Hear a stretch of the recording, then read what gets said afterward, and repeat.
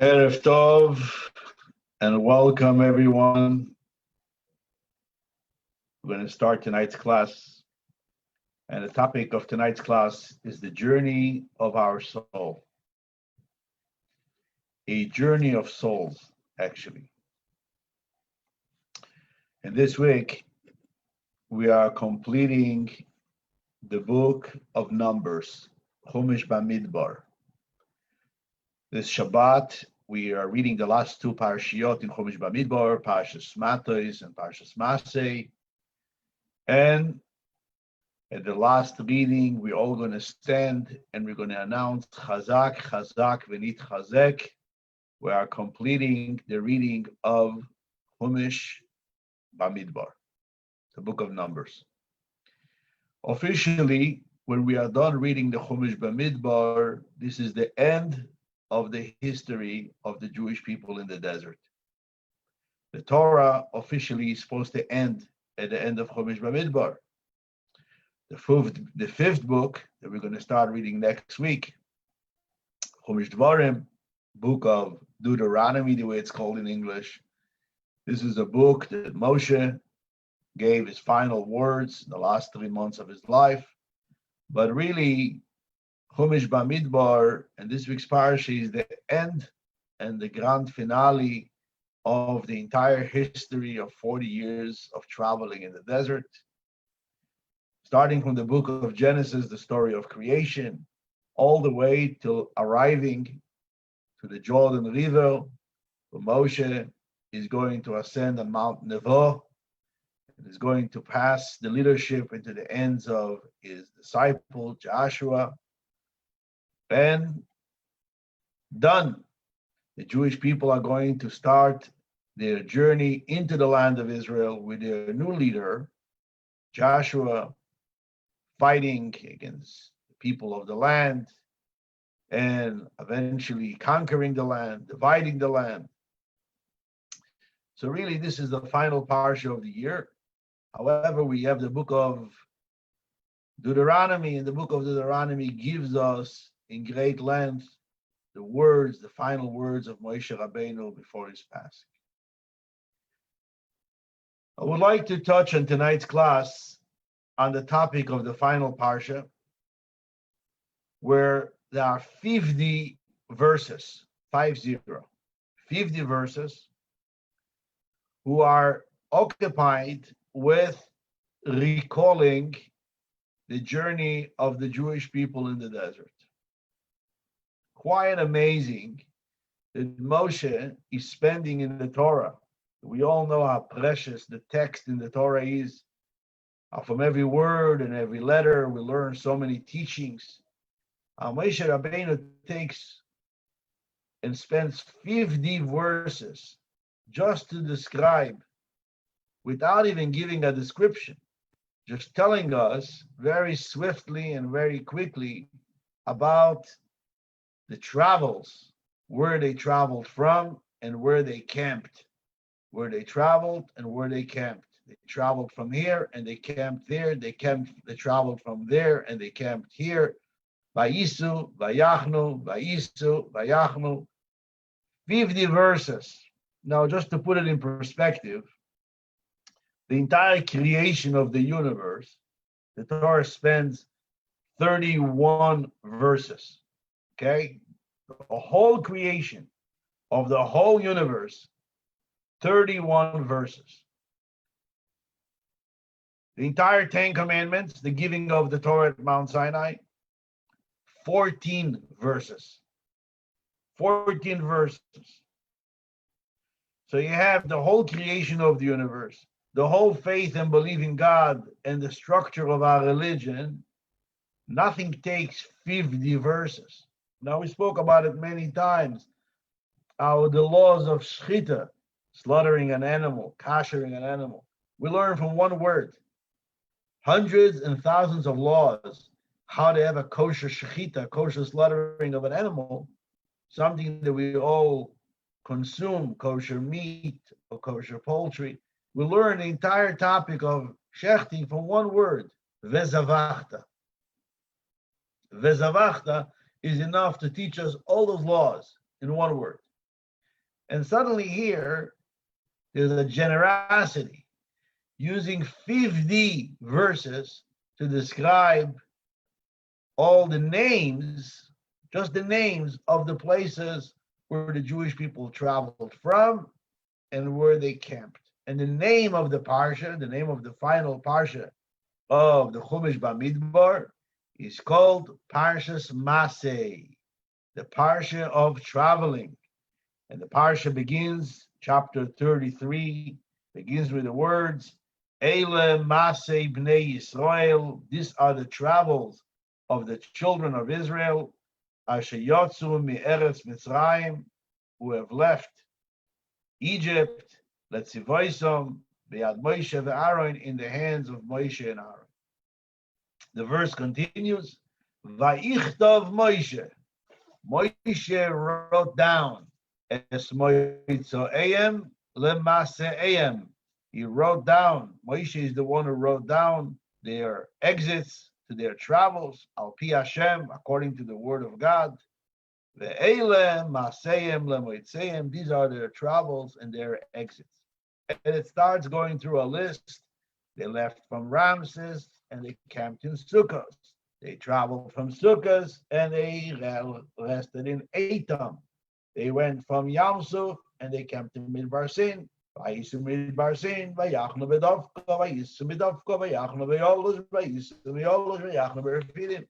50 verses, each verse is about 4 words long. Each verse, another travel. They traveled from here and they camped there. Now, the Torah doesn't tell us much what they did in each one of the camps. Obviously, that we know already. We read a lot in the last couple months. We are reading about the Jewish people traveling in the desert.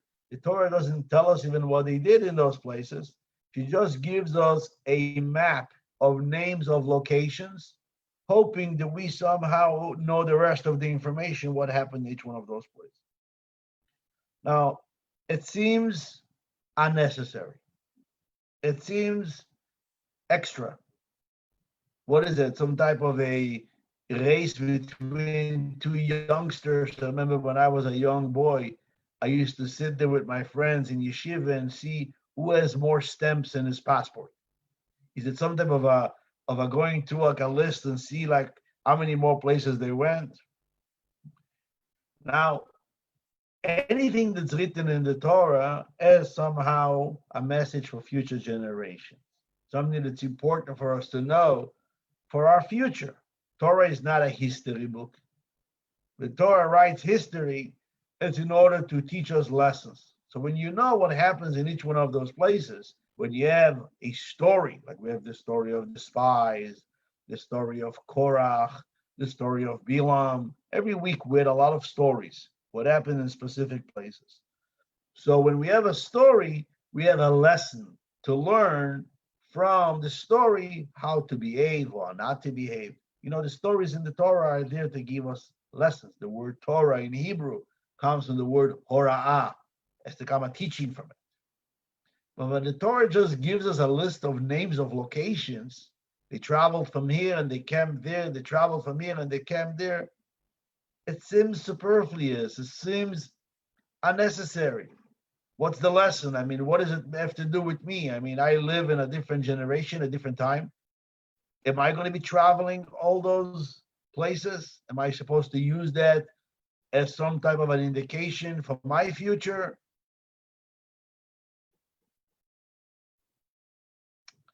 Now, in totality, the Jewish people traveled 42 camps. There were 42 stops that they made from where they left Egypt all the way till they got to the Jordan right across from Jericho.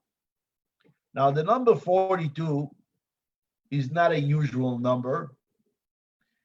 But those of you a little bit accustomed with Kabbalah, and especially those of you who attended the Tuesday night Kabbalah class in the last couple of weeks, know that one of the names of God is a name of 42 letters. There is actually a prayer that we say on Friday night before the Chadodi, and we say it every day before Mincha, before Shachris. We say it by Krishma Shalamita.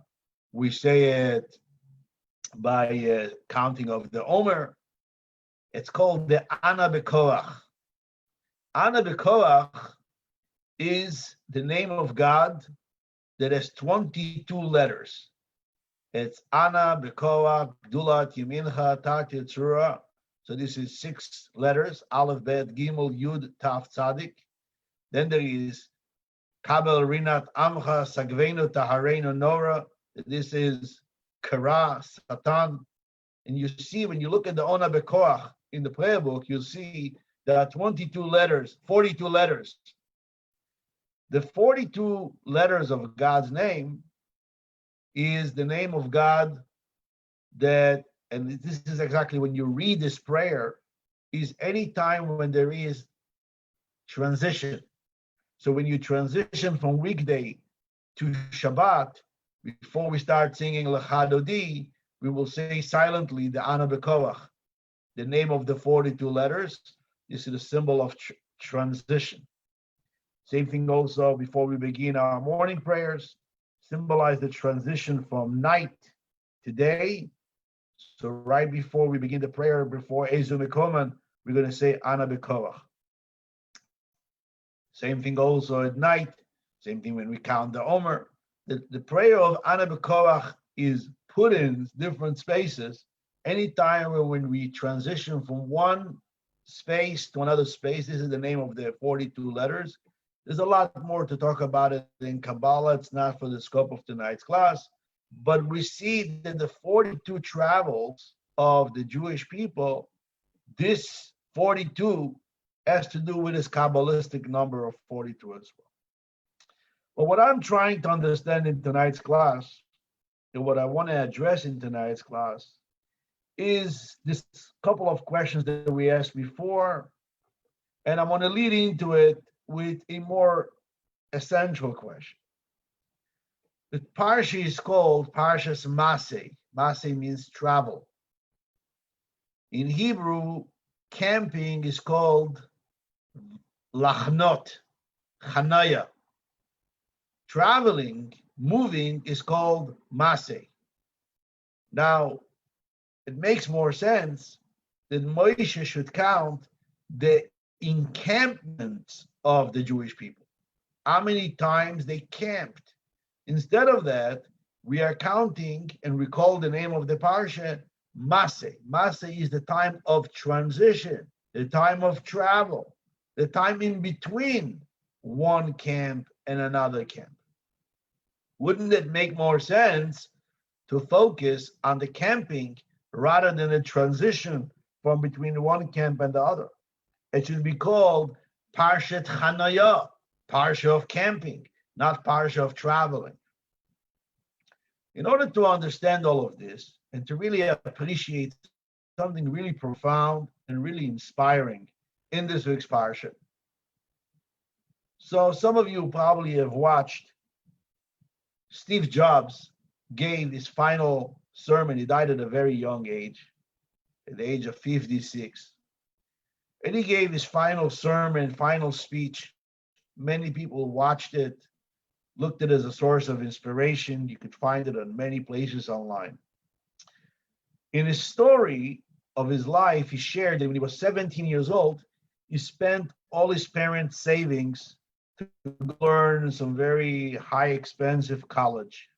But after 6 months, he dropped out of studying because he was very bored and he couldn't listen. And he was looking for ways how to continue surviving and existing.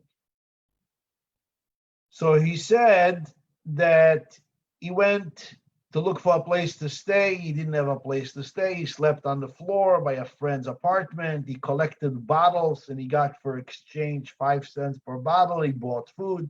Every Sunday, he used to walk 5 kilometers to a certain type of a church or somewhere where they were giving out food for free. Then he says that one of his friends offered him to come and study calligraphy. Now, studying calligraphy didn't cost him any money, and it was just learning how to organize funds and how to make spaces between funds. And he learned that he didn't see any way that's going to help him make a living. He didn't see any way it's going to change anything in his life. Now, 10 years later, when he established Apple, and everything he studied in calligraphy became the ultimate treasure. Suddenly he was able to put in all of that into the computer system and arrange electronic letters, proper spaces, easy to read. And he changed the whole way of way computers are working and the way people are reading stuff, the internet all over the world. And his final decision, the final talk that he says of it was, he says, life is an organization of a lot of dots that sometimes in the current moment, you don't really understand what exactly you're doing with all of this. The way he didn't understand what's the point of calligraphy. Now he says, but when you look back and you string it all together, you come to a realization and understanding that every detail in your life made a fundamental difference, not just at the present moment, but for the ultimate future of yourself and even for the whole universe around you. Now, there are so many times in our life we find ourselves in situations where we feel totally stuck. I mean, each and every one of us just experienced that, exactly that. March, April, May, sitting at home, working from home, some people not working. Life was very, very staggered, not staggered, stagnant. Life was very unmoving, finding ourselves very much, some of us found ourselves bored for the first time in a long time. No travel, no coming, no going. We're not going anywhere, sitting at home. And you ask yourself as an existential question is, what's the point of all of this? What is the point? And not only that, in many, many situations, we find ourselves having some trivial relationships, or we find ourselves in trivial places where we have no meaning in what we're doing right now. Wasting time, moving paper from one side of my desk to the other side of the desk, sitting in situations where a person asks himself, what's the point of all of this? Why do I have to, and how do I have to behave when I come to a situation where I find myself trivial, empty, unneeded, unnecessary? What exactly is happening?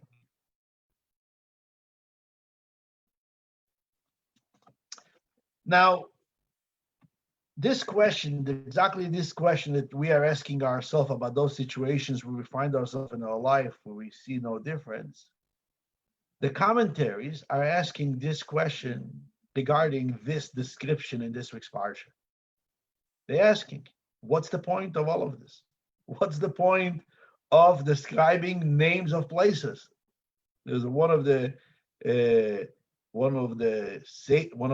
great commentaries. He was expelled from Spain. The Tzroir Amor. He writes. His name was Rabbi Avram Sabe. He writes, "Bekol haTorah kula ein davar sheiraeh shu lo letzorech kemo elu hamasaot." In the entire Torah, I cannot find anything that's more trivial and more unnecessary than the descriptions of these travels. Now, this question, you open up this week's Parsha, this was a question that almost every commentary asks, what's the point of this description? The Rambam, the famous Moshe ben Maimonides, he point is, and he writes it in the Moreh Nevuchim, in the Guide to the Perplexed, he writes that these stories that are told in the Torah are important in order not to forget. Nature of the person is that he forgets miracles that happen to him. A human being is too attached to the realities of life. And therefore, in our nature, we like to diminish and make little the miracles that happen in our life. So historians in the future generations will come and will say there was not such great miracles that happened to the Jewish people. They probably camped nearby cities of inhabited humanity, and from there they got their provisions, over there they got their water to drink, and this is how they existed in the desert. And Maimonides says, as we see in our days, the Arabs, the Bedouins who live in different places nearby, inhabited, yes, they live in the desert, but at the same time, they live nearby populated societies, and this is where they get everything they need.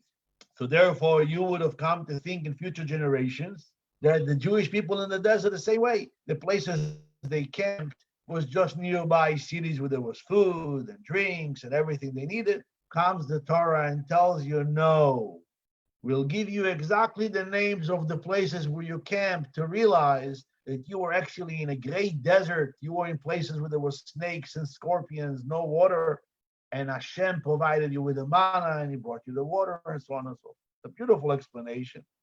Maimonides' explanation makes a lot of sense. But we still have the question that we asked before, why is the Torah not telling us, Eile Chanayot Bnei Yisrael? This is the camping of the Jewish people in the desert. Why is the Torah using the word Eile Masei, the transition from camp to camp?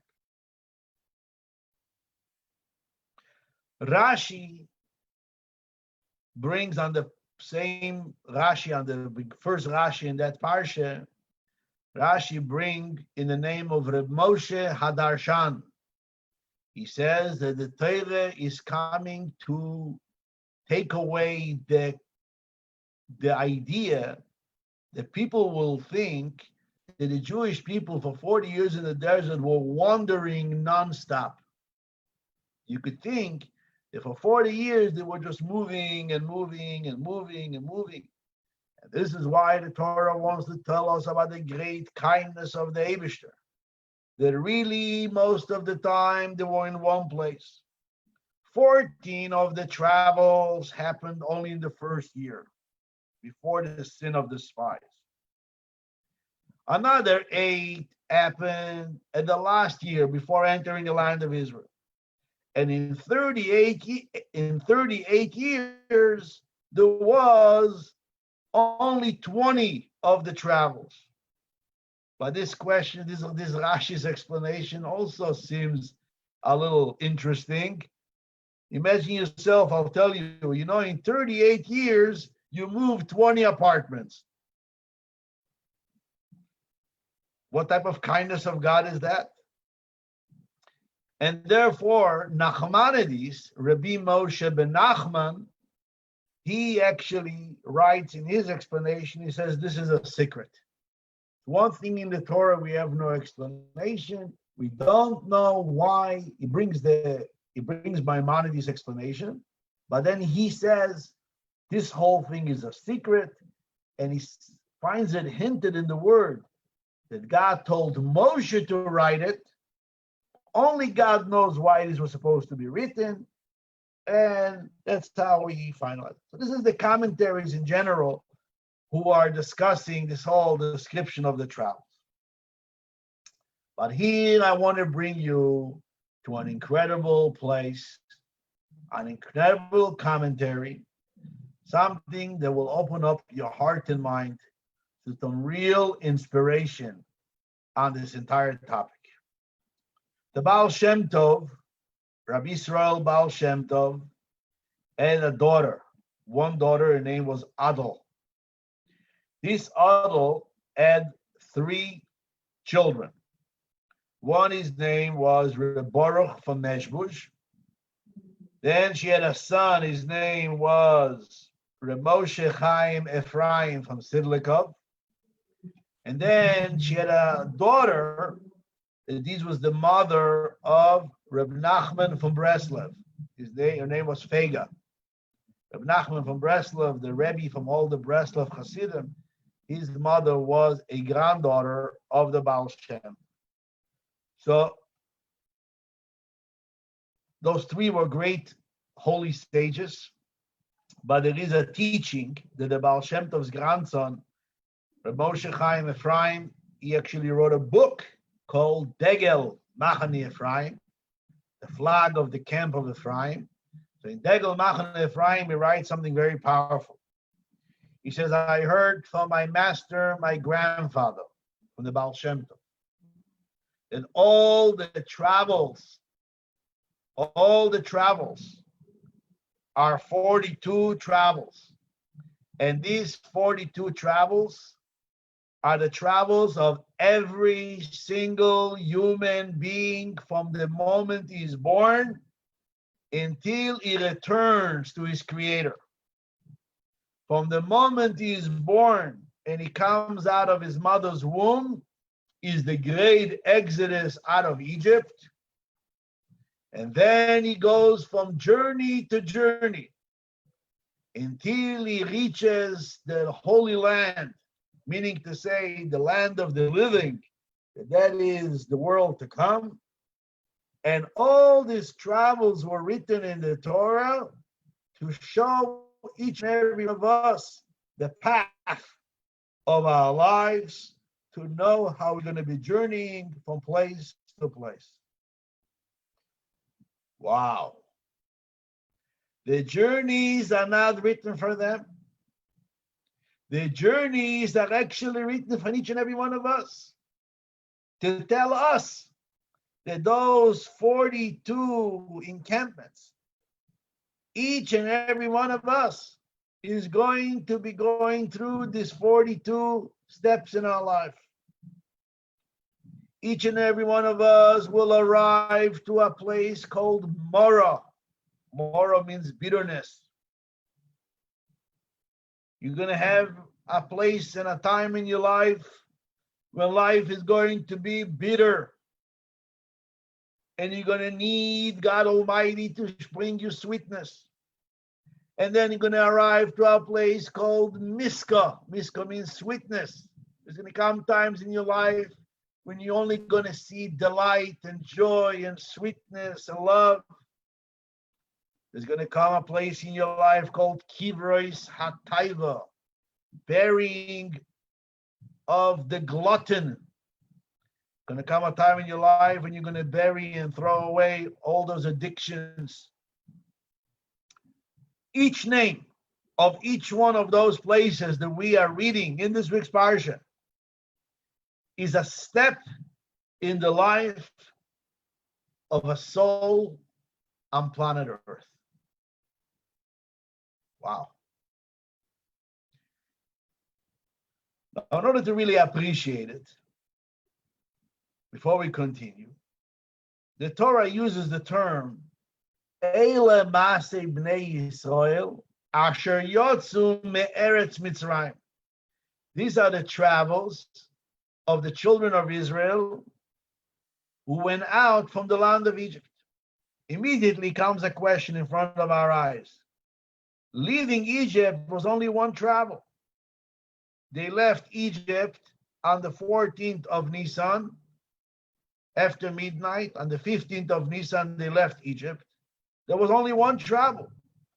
The other 41 travels after that was already out of Egypt. Why is the Torah emphasizing these are the 42 travels of the Jewish people when they left Egypt? It should have been written, these are the 42 travels of the Jewish people entering the land of Israel.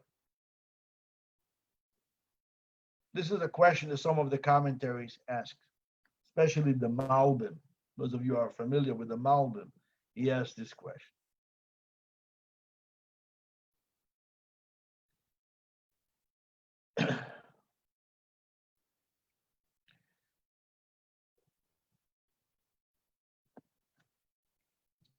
The Rebbe has a wonderful, powerful explanation. And the Rebbe explains something really deep over here. I studied it last Saturday, and I want to share it with you. But before I share it with you, I want to share with you a little story, a little maizela. There was a small town in Russia called Babroysk.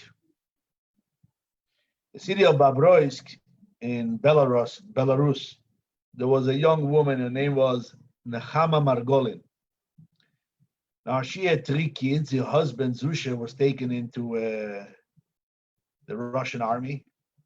He never came back. And Nechama had 3 little children, Mina and Tova. Both of them later on got married, they had large families, and she had a little boy as well. It was a time when, during World War II, the starvation was terrible.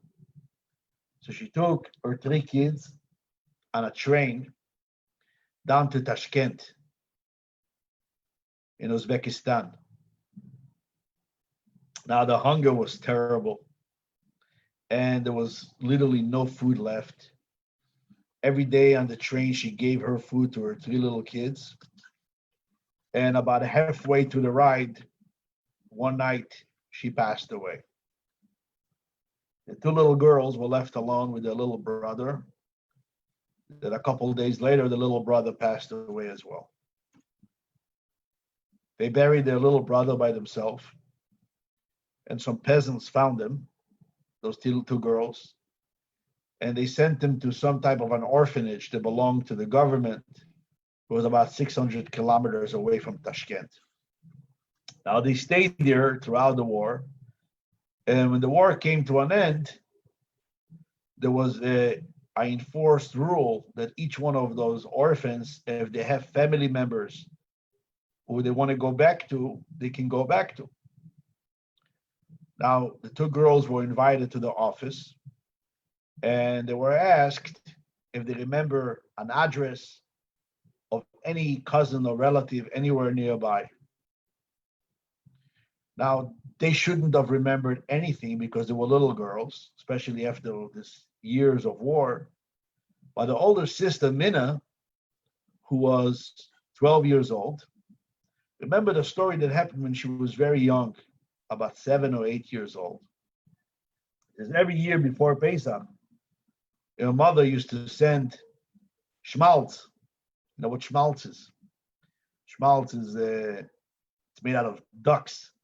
They take the schmaltz and they use it in order to cook on Pesach because you don't want to use oil.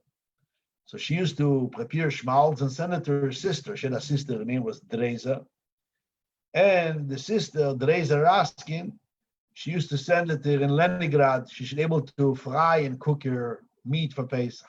Now, the custom was that the schmaltz, before you send it, you wrap it with multiple wrappers of paper and put it in a box and take it to the post office. And the mother and the daughter were carrying the box to the post office. Now, when she arrived to the post office, the guy in the post office said, "You see, the box is leaking." It was leaking from the schmaltz. He said, "I cannot send it unless you rewrap it, and then I could send it." So the mother left the little girl in the post office, and the little girl, Mina, sat in the post office, waiting for her mother to come back. And while she was waiting for her mother, she was staring on the address that was written on the box. And she read it over and over and over. She was putting together the letters. Went through about a half hour. Finally, her mother came back with new box, with new wrapping paper. But somehow, she remembered that moment when they asked her for the address. If she remembers, when the communist over there in the orphanage asked her for an address of a relative, boom, that story from the post office came back to her, and she was able to say right away the address. And this is how she got to her aunt's house, and this is how she survived. And she went to DP camps, and she left, and she arrived to Israel. She got married, and she raised a beautiful family. She has children and grandchildren and great-grandchildren until today. What happened? Somehow she got stuck in a post office with her mother. She read an address. She didn't know what was the point of reading the address at that time, probably. But somehow, as things turned out, that memorizing of the address saved her. instead of being stuck in an orphanage for the rest of her life and become growing up a communist, she was able to go together with her sister and reunite with her aunt. What the Torah gives us a message in Parshas Masei is as follows. Every single detail, every single place you get to in life, every place you end up in is all a preparation, and it's all part of your journey. And the Torah gives us a description of the 42 places that the Jewish people traveled to give us the message that our life is like building a tower, one floor on top of the other floor. You never know why are you in one place, but you are promised, and you know that you are going towards something higher, even though it seems trivial, even though it seems empty, even though it seems unnecessary right now. I don't know why I'm here. Why am I stuck in quarantine for 3 months? I did nothing the last 3 months. This is another step to what has to be done further. It's another piece in that beautiful puzzle. Now, you know where we see it the most powerful? And I'm sure all of you know the scroll of Esther. Megillat Esther. We're reading it on Purim. Now we're getting ready for Tisha B'Av, but it doesn't hurt to mention Purim right now to give us a little bit of joy and happiness. You're reading the scroll of Esther, and you start reading the scroll of Esther, chapter 1, chapter 2, and you don't understand what's the point. First, we have a description of a great party. And we have a description of what they did in the party, and the food in the party, and how they drank in the party, and which carpets were in the party. And then we have a story about a queen who didn't want to show up to the party. Okay? And there was a meeting of all the wise men of Chelm. All the people got together to discuss what to do with the queen, and they decided to execute her. And she was executed, and the king is giving out a decree that in every house, the man should be the ruler over the women in the house. And the man should be the one to decide what's going to happen in the house. Okay, this is chapter 1. Anything interesting? Details and details and details. A long chapter, the ganze Megillah. Okay, let's see what's in chapter 2. Chapter 2, the king is hungry. He wants a wife. So we have a whole description about him looking for a wife. And he sent out messengers. And we go through a whole description, how did the whole system of choosing a wife went. You had to do this for 12 months, and you had to do that. And this is how they were looking, and each one was coming to the king and living from the king. And there was a guy named Haggai, and then there was a guy named Shashgaz, and then there was this, and then there was that. And finally, we come that there was a guy named Mordechai, and he had a daughter named Esther, and Esther came to become the king's queen. Okay? Towards the end of chapter 2, we have the story of the 2 guys who wanted to sabotage the king. They wanted to kill him, and Mordechai saved the king from a death.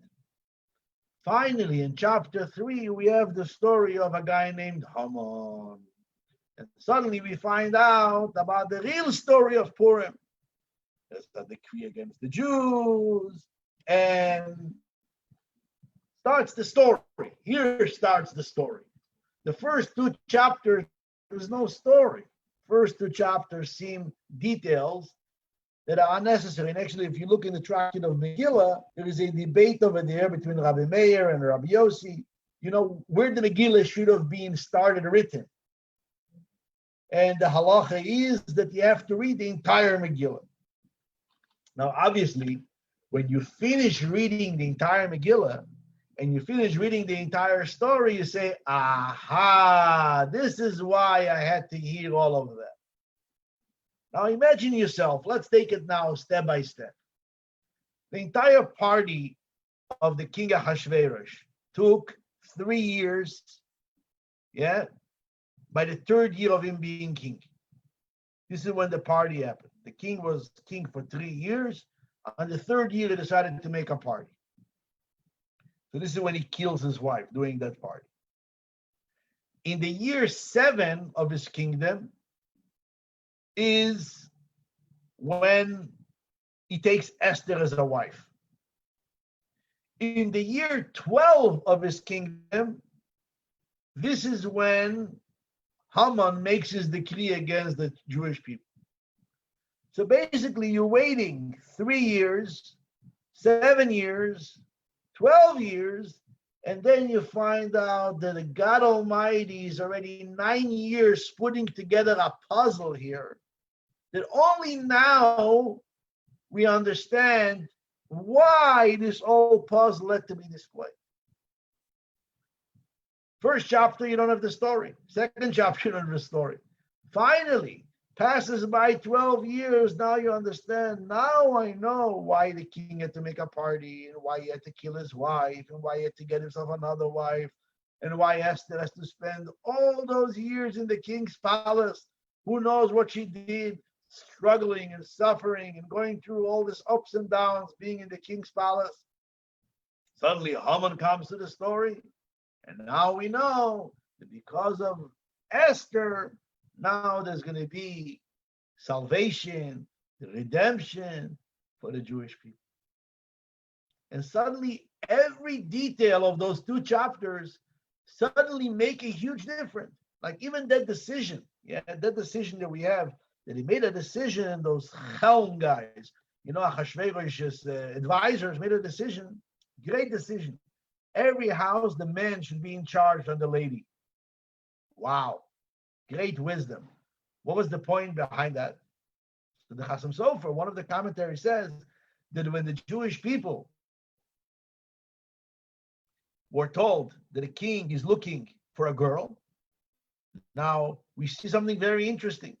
They come to Mordechai's house, and Mordechai hands over Esther. What would you do if the government gives a decree that all the girls should be married to Donald Trump? What would you do? I don't want to know what you would do, but everybody would hide their daughters, make sure to create a bunker underground, put them away, hide them, send them away to a different country. All the girls would make aliyah to Israel. There would be no Jewish girls in the United States. Everybody would have sent away their daughters, because who wants to be married to this Meshuggah king?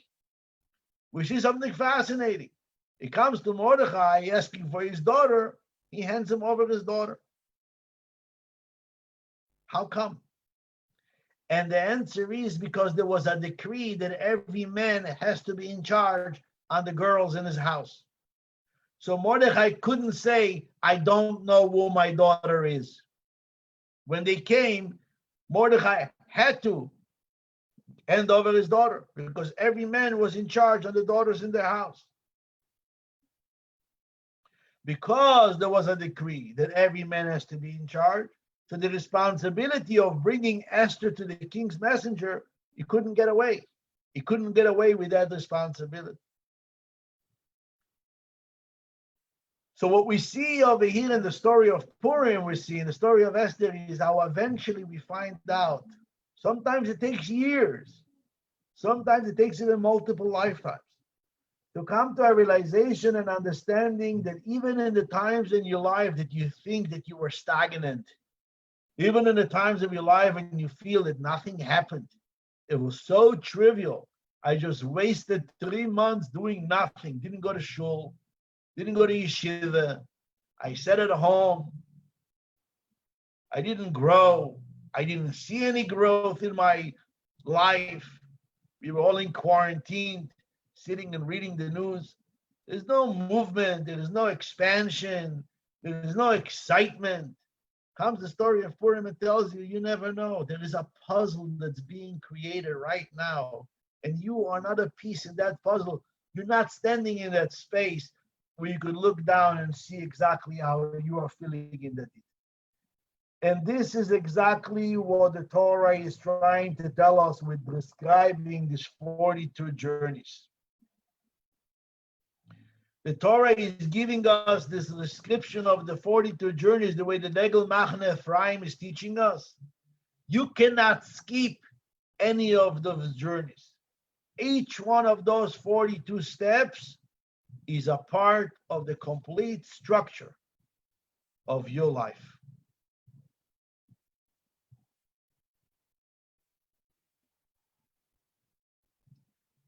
Another message. The message, we asked the question, why is the Torah calling it Masei, the travel? The Torah should say the encampment. Why are we counting the travel? We should count the camping. Every place they settled. We asked before. And here comes a message that is very important, especially the time of the year that we are standing right now.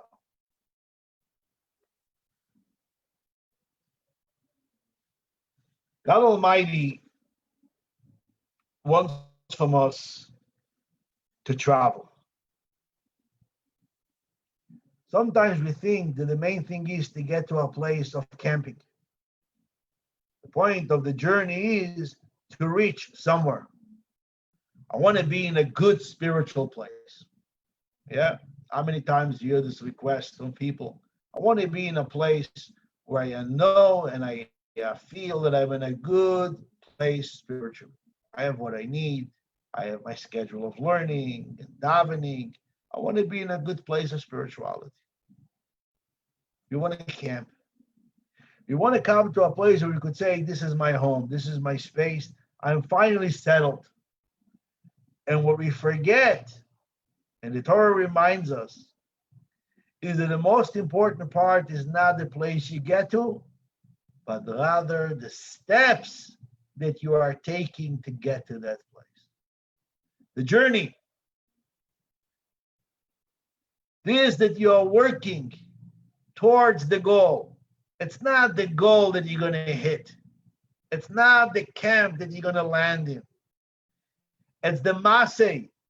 It's the travel. It's this that you pick up today, another level of what you picked up yesterday. And you know that tomorrow you're going to pick up a higher level. And the day after you're going to pick up even a higher level. The ladder of Jacob, where every moment and every second and every day and every move is always the movement of going upwards. It's not about being in a place. It's not about reaching. I finally reached a time in my life that my spirituality is satisfying. I'm satisfied with my davening. Baruch Hashem, I put on tefillin every day. I daven every day. I learn this and this amount of Torah every day. I reached a place of total settlement. The Torah emphasizes the Leil Masei Bnei Yisrael. It's the journey, it's the traveling of the Jewish people. And where are they traveling from? They are traveling from the land of Egypt. Remember, we asked the question. Only the first journey was from the land of Egypt. Why are we calling all the journeys the land of Egypt? It should be, these are the journeys to Eretz Israel. We keep on talking about Egypt. And it's because that every level that you are in is still Egypt compared to the next level. Your davening today was amazing. Your davening today was a grand exodus from Egypt. But if you are davening tomorrow with the same kavanah you daven today, you are stuck. You are camping. You're not moving. You're in Egypt. Egypt, we said many times, the word Mitzrayim means barriers, limitations. Every motion, every movement of growth, every movement of going forward is another exodus from Egypt. This is why we say, Bechol dor vador, in every generation and generation, Chayav Adam lirot et atzmo ki'ilu yatsa miMitzrayim. A person has to see himself as he goes out of Egypt. And the Alter Rebbe in Tanya adds the words, Bechol yom v'yom. Every day you have to remember Exodus, because every day is a new journey. Every day is a new step towards higher. So it's not about the encampment. It's about the next level, the next step you're taking in your life. There is a saying in Ethics of Our Father, Ezu Ashir, who is rich, Asameach Bechelkoi, the one who is happy with his lot, the one who is happy with what he has. So our sages tell us, Ezu Ashir Asameach Bechelko is only good regarding materialism. That a person who is rich is the one who is happy with what he has. The one who is not happy with what he has is not rich. He's always impoverished. He's always looking for more. Could be a multimillionaire and you are a poor person because you're not happy with what you have. But this is regarding materialism. The house you got, the car you got, the amount of money in the bank that is satisfying you. But when it comes to spirituality, to be rich spiritually is when you are unhappy in where you're holding in life. When you are still moving and you are in motion, you are still roaming to a higher level, questing, looking to go higher and even higher than what you got yesterday.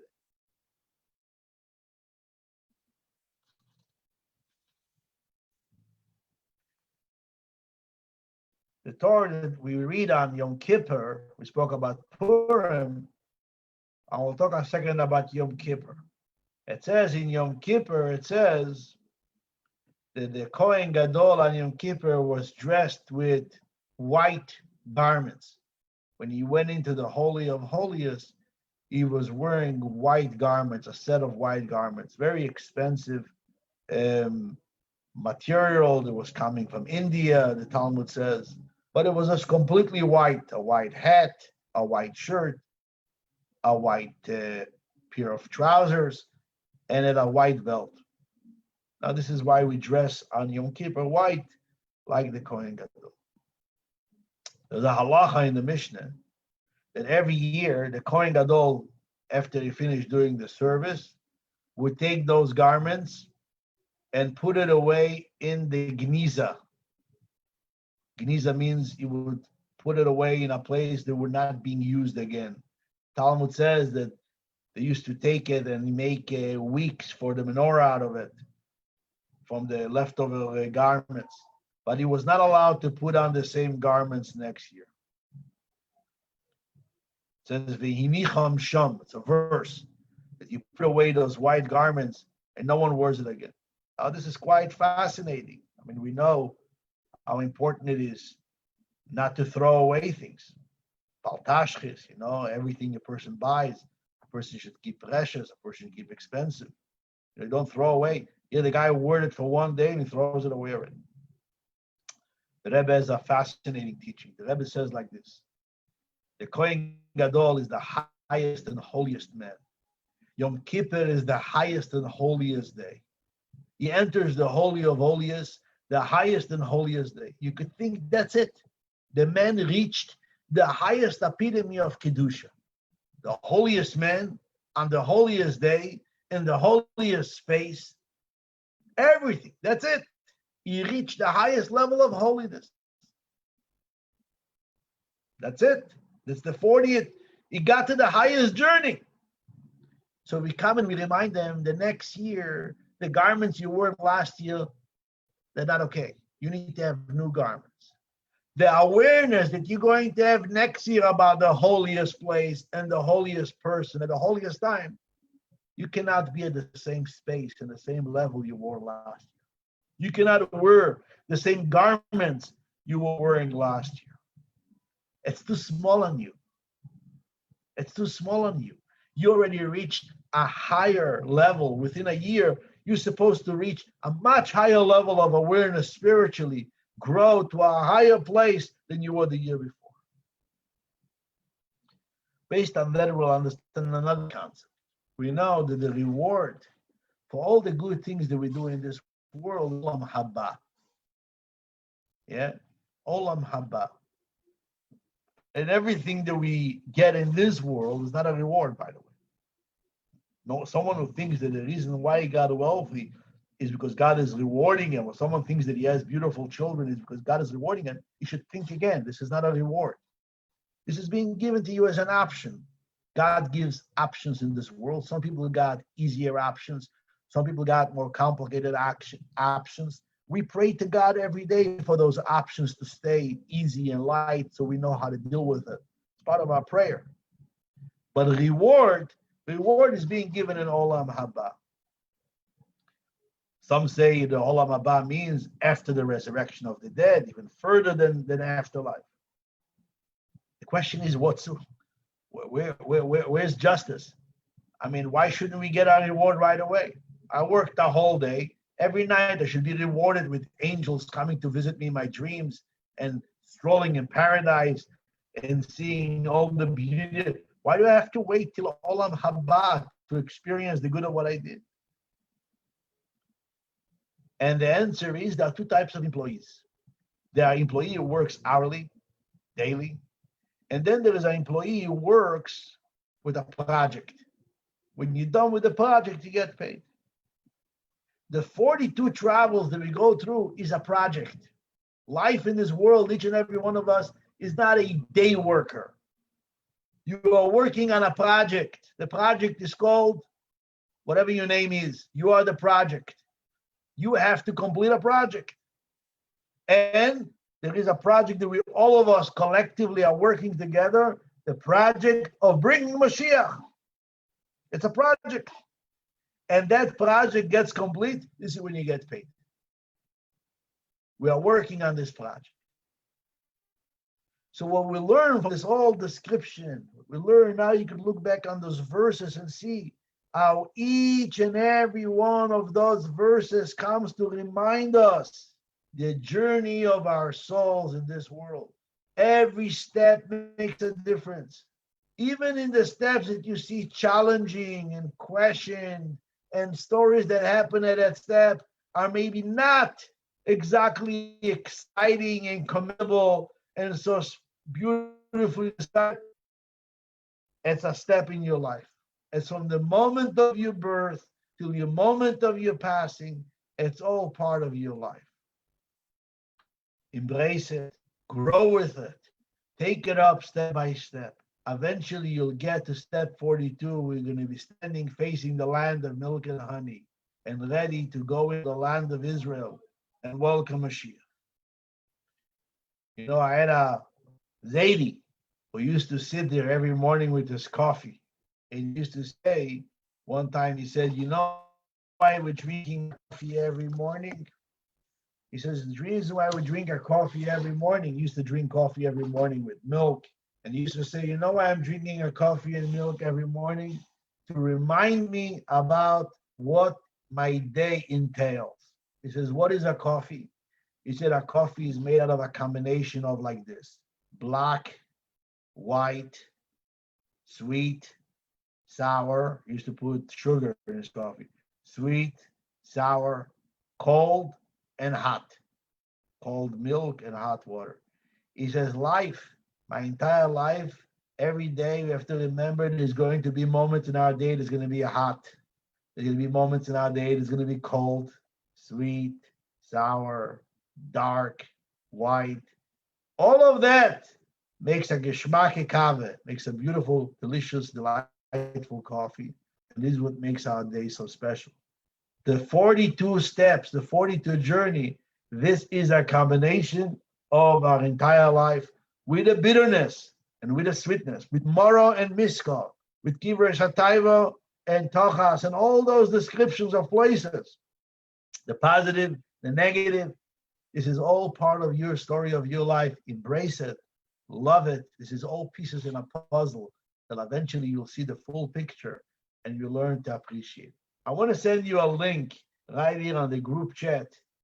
And if you have time, I will encourage you to follow this. This is from Rabbi Simon Jacobson. Rabbi Simon Jacobson, a Meaningful Life Center, sat down and he explored the 42 journeys, how it's connected to our life. And he goes through each one of the 42 in a group of essays.